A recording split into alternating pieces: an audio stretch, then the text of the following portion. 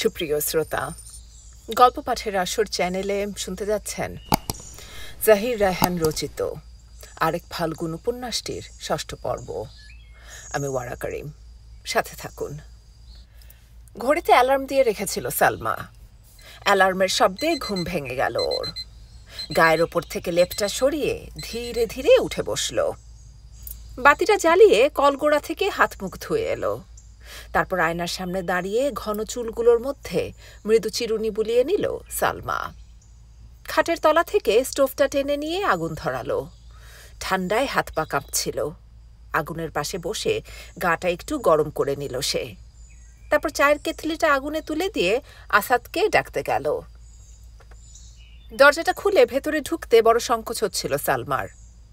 দরজা খুলে দেখল কম্বলটা গায়ে জড়িয়ে নিশ্চিন্তে ঘুমোচ্ছে আসাদ। বালিশের ওপর থেকে মাথাটা গড়িয়ে পড়েছে বিছানার ওপর। চোখে তার গাঢ় ঘুম। কি নাম ধরে ডাকবে সালমা সেটাই ভাবছিল। আসাদ সাহেব না আসাদ ভাই। অবশেষে ডাকল, এই শুনছেন? 4টা বেজে গেছে, শুনছেন? শোনার কোনো লক্ষণই দেখা গেল না।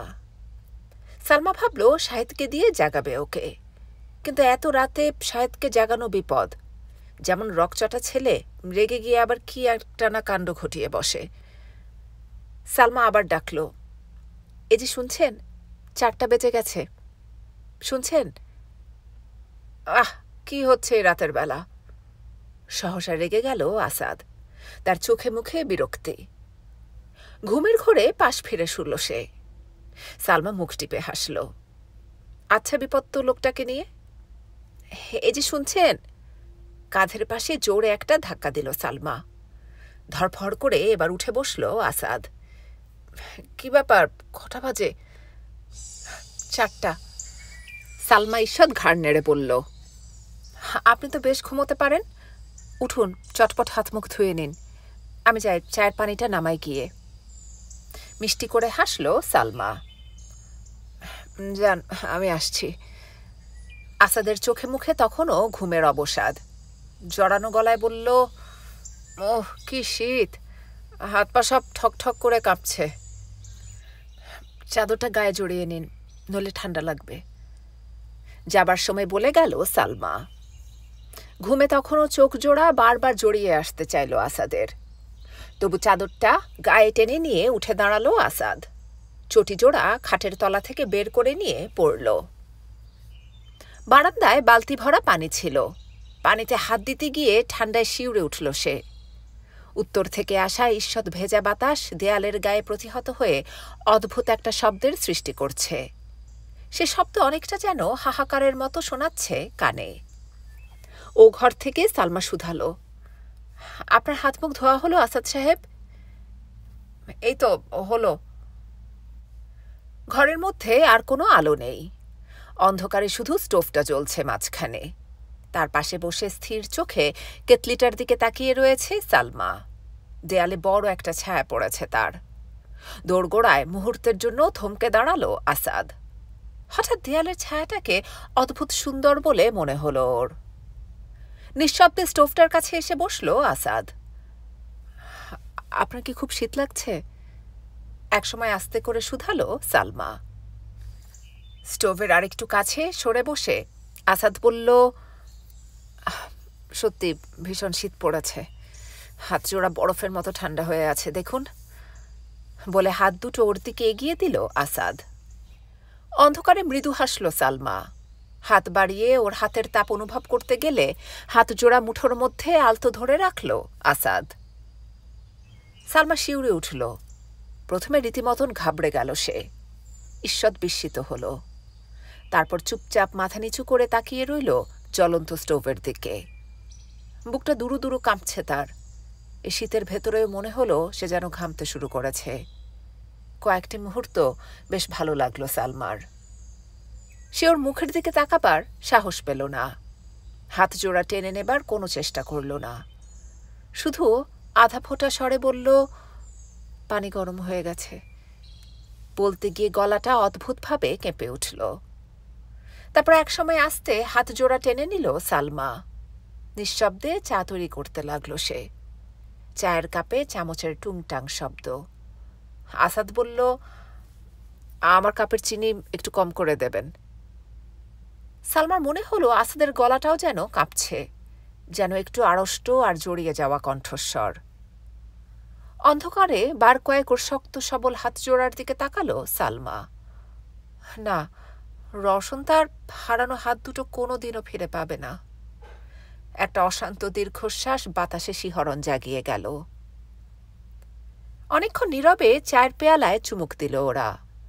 মিছিল, শোভাযাত্রা, ধর্মঘট মুহূর্তের জন্য সবকিছু অনেক দূরে সরে গেল। তারপর তারও অনেক পরে। আগে থেকে রিকশা ঠিক করা ছিল। দোরগোড়ায় তার ডাক শোনা গেল। গা ঝাড়া দিয়ে উঠে দাঁড়িয়ে আসাদ বলল, কাপড় পরে নিন, সময় হয়ে গেছে। সালমা অস্ফুট স্বরে কি যেন বলল, বোঝা গেল না। বাইরে কনকনে শীত। রিকশায় এসে চুপচাপ ওরা বসল।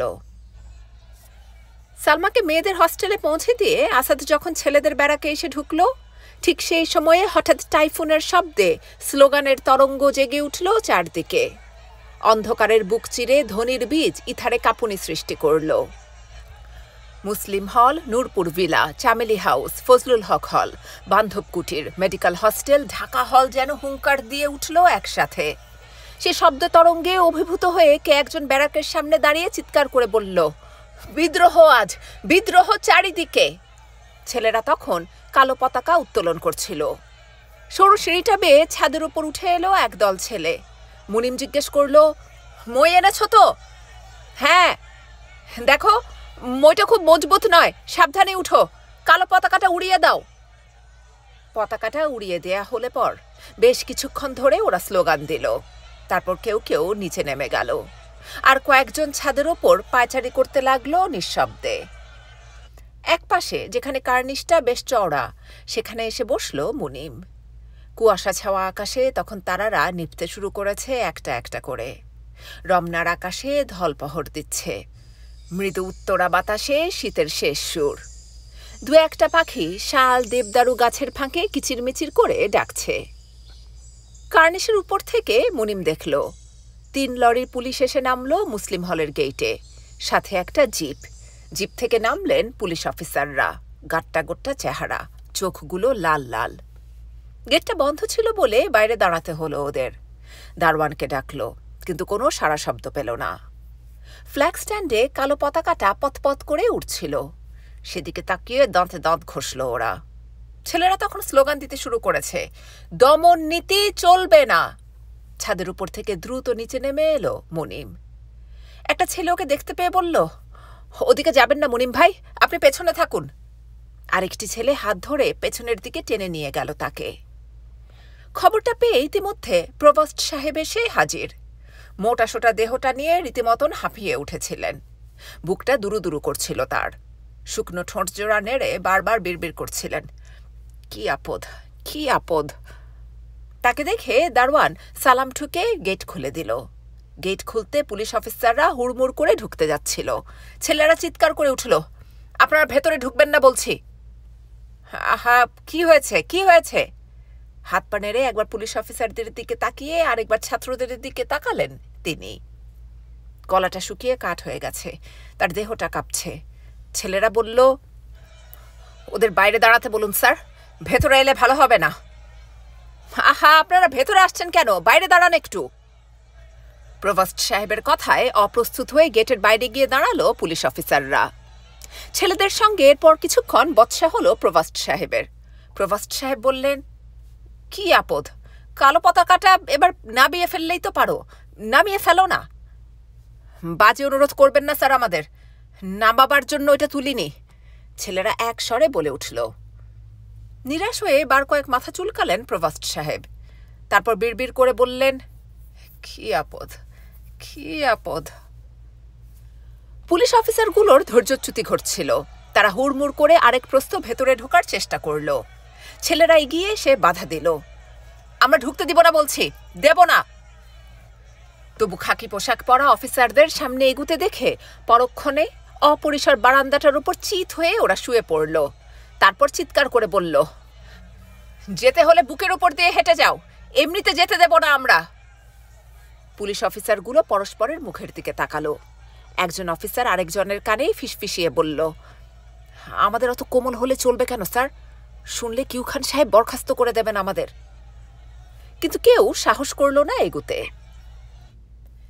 মেডিকেলে মেয়েদের হস্টেলের বাঁ দিককার রুমটায় ৩-৪ জন মেয়েকে নিয়ে বসে আলাপ করছিল সালমা। বাইরে বারান্দায় বসে তখন কয়েকটি মেয়ে গান গাইছিল, ওদের ভুলিতে পারি না ভুলি নাই রে। একটু আগে কালো পতাকা তুলেছে ওরা, এখনো সেই পতাকা তোলার বিষয় নিয়ে আলোচনা করছিল। এমন সময় হঠাৎ একটা বিরাট শব্দে চমকে উঠল সালমা। বারান্দা থেকে একটি মেয়ে চিৎকার করে বলল, পুলিশ! কোথায়? সালমা ছিটকে বেরিয়ে এলো বারান্দায়। মেয়েটি হাত বাড়িয়ে দেখালো, ওই দেখো। সালমা চেয়ে দেখল পুলিশ বটে। ছাত্রদের ব্যারাক ঘেরাও করেছে ওরা। সামনে দাঁড়িয়ে কিউ খান নিজে। রাতে বড় কর্তার পাল্লায় পড়ে মাত্রাতিরিক্ত টেনেছে, তার আমেজ এখনো যায়নি। মাথাটা এখনো ভার ভার, তার চোখ জোড়া জবা ফুলের মতো লাল টকটকে। মেডিকেল ব্যারাকের গেটটা পেরুতে কালো কাপড় দিয়ে ঘেরা শহীদ বেদিটা চোখে পড়ল কিউ খানের। লাল চোখে আগুন ঠিকরে বেরুল তার। আধো আলো অন্ধকারে শহীদ বেদিটার দিকে তাকালে গাটা ছমছম করে ওঠে। আলকাত্রার মতো কালো কাপড়টা অন্ধকারকে যেন বিভীষিকাময় করে তুলেছে। আর তার উপর যত্নে সাজিয়ে রাখা অসংখ্য ফুলের মালা হিংস্র পশুর চোখের মতো জ্বলছে ধিক ধিক করে। কিউ খানের ইশারা পেয়ে একদল পুলিশ অকস্মাৎ ঝাঁপিয়ে পড়ল শহীদ বেদিটার ওপর। কঞ্চির ঘেরাটা 2 হাতে উপড়ে অদূরে নর্দমার দিকে ছুঁড়ে মারতে লাগলো তারা। কালো কাপড়টা টুকরো টুকরো করে ফেলে দিল একপাশে, ফুলগুলো পিষে ফেলল বুটের তলায়। হঠাৎ একটা রক্ত গোলাপ মারাতে গিয়ে কিউ খানের মনে পড়ল, যৌবনে একটি মেয়েকে এমনি একটি ফুল দিয়ে প্রেম নিবেদন করেছিল সে। এক মুহূর্ত নীরব থেকে পিশাচের মতো হেসে উঠল কিউ খান। হৃদয়ের কোমলতা তার কবে গেছে মরে। ছেলেরা ইতিমধ্যে ব্যারাক ছেড়ে বেরিয়েছে, জমায়েত হয়েছে বাইরে। আর মুষ্টিবদ্ধ হাত তুলে স্লোগান দিচ্ছে উত্তেজিত গলায়। কারো গায়ে গেঞ্জি, কারো লুঙ্গি ছাড়া আর কিছুই নেই পরনে। কেউ কেউ গায়ে কম্বল চাপিয়ে বেরিয়ে পড়েছে বাইরে। সকলে উত্তেজিত, ক্রোধে আর ঘৃণায় হাত পাগুলো কাঁপছিল, যেন পুলিশগুলোকে হাতের মুঠোয় পেলে এক্ষুনি পিষে ফেলবে ওরা। হঠাৎ কিউ খানের বন্য গলার আওয়াজ শোনা গেল, চার্জ! মুহূর্তে পুলিশগুলো ঝাঁপিয়ে পড়ল ছাত্রদের ওপর। ওসমান খান সীমান্তের ছেলে, ভয় কাকে বলে জানে না সে। ছাত্রদের বেপরোয়া মারতে দেখে সে আর স্থির থাকতে পারল না। বারান্দা থেকে লাফ দিয়ে ঝাঁপিয়ে পড়ল পুলিশের মাঝখানে। ये सब क्या होता है? हम लोग इंसान नहीं है क्या? 2 জন পুলিশকে জড়িয়ে ধরে মাটিতে গড়িয়ে পড়ল ওসমান খান। ছেলেরা সব পালাচ্ছিল। ওসমান খান চিৎকার করে ডাকলো ওদের, আরে ভাগতা কিউ হে? क्या हम लोग इंसान नहीं है? কিন্তু পরক্ষণে একজন লালমুখ ইন্সপেক্টর ছুটে এসে গলাটা টিপে ধরল ওর। তারপর শরীরের সমস্ত শক্তি দিয়ে কয়েকটা ঘুষি বসিয়ে দিল ওসমান খানের মুখের ওপর। প্রথম কয়েকটা ঘুষি কোনো রকমে শুয়ে নিয়েছিল সে। তারপর হুঁশ হারিয়ে টলে পড়ল মাটিতে। রশিদ চৌধুরী এতক্ষণ লেপের তলায় ঘুমোচ্ছিল। এসব হট্টগোল আর স্লোগান দেয়া ওর ভালো লাগে না। যারা এসব করে তাদের 2 চোখে সে দেখতে পারে না। ও জানে শুধু 2টো কাজ, 1 হলো সিনেমা দেখা, আর 2 হলো সারা রাত জেগে ফ্লাশ খেলা। এ 2টো নিয়ে মশগুল থাকে সে। বাইরে হট্টগোল শুনে ব্যাপারটা কি দেখার জন্য দরজা খুলে উঁকি মারছিল সে।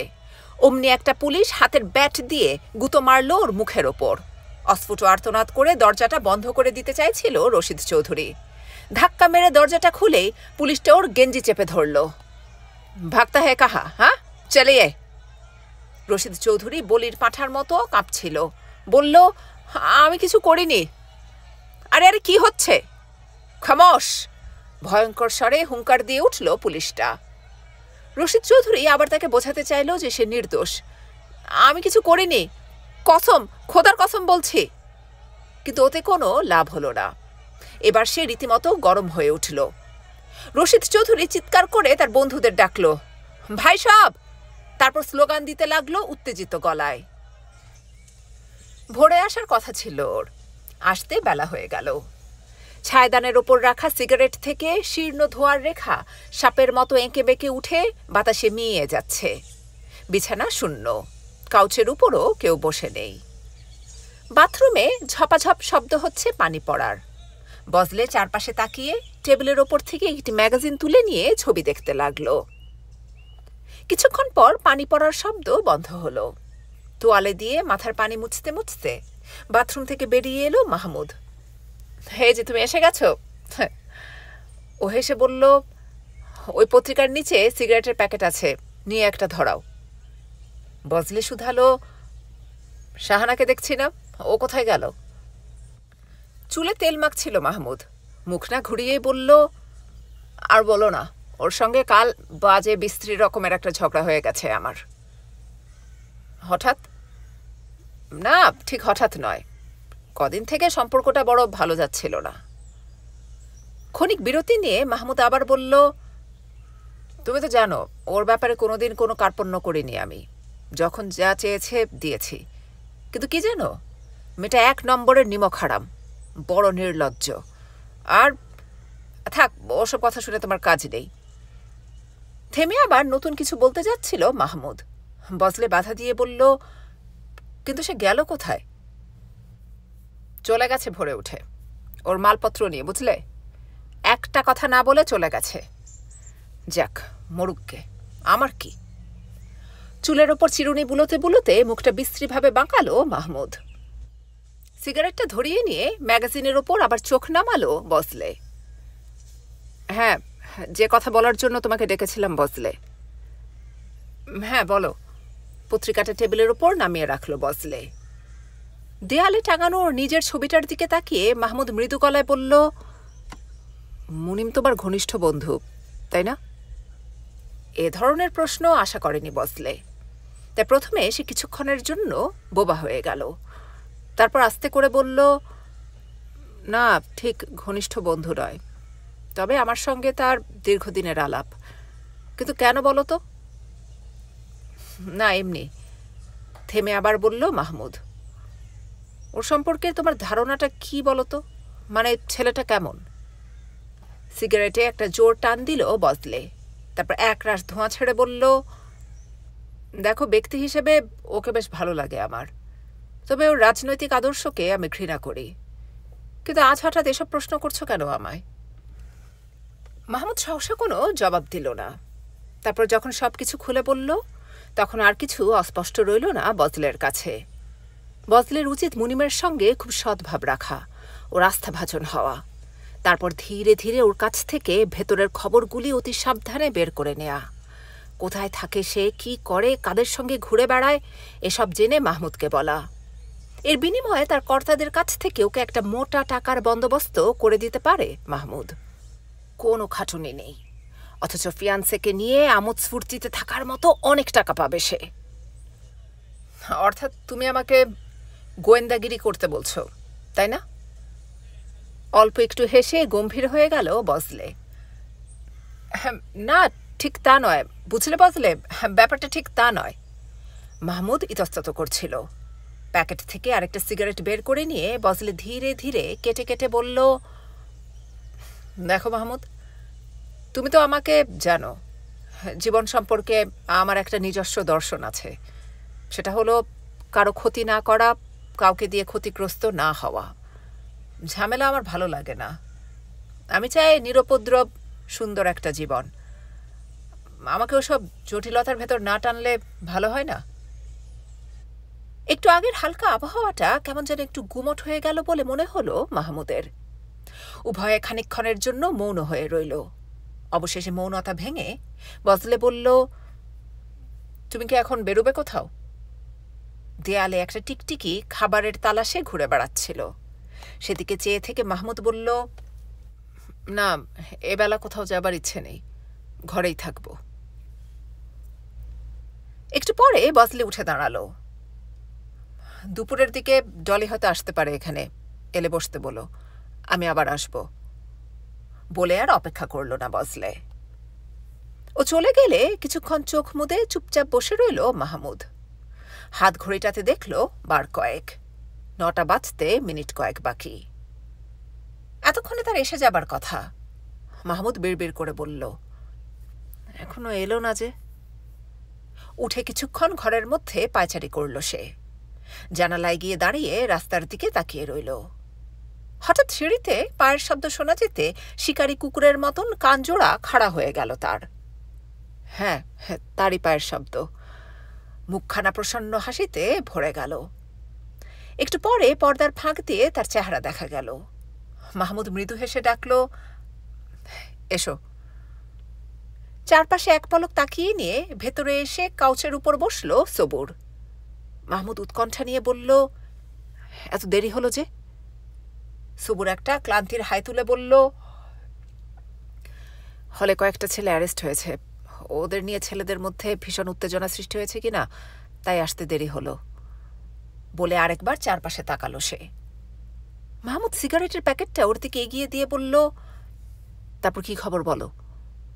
সবুর মৃদু হেসে বলল, গতকাল যে রিপোর্টটা পাঠিয়েছিলাম পেয়েছেন তো?